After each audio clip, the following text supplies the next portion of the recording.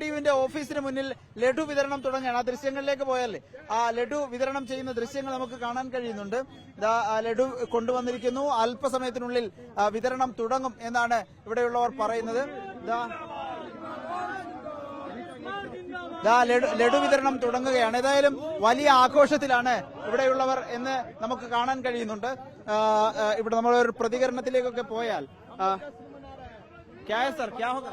एकदम खुशियों का लहर है, पूरी तरह से खुशियों का लहर है। खुशी एकदम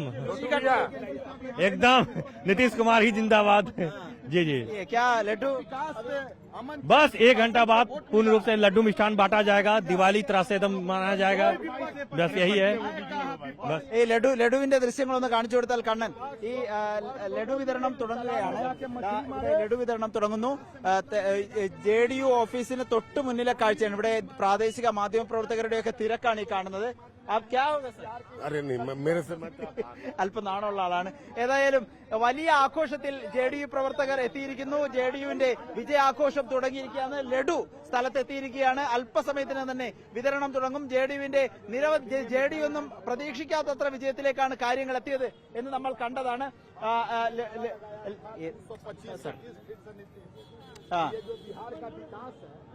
आप भी जानती है, पहले मीडिया में ही बात कीजिए तो मीडिया में एक भी कहीं घर से कोई महिलाएं बाहर नहीं जाती। क्या सर डरती थी।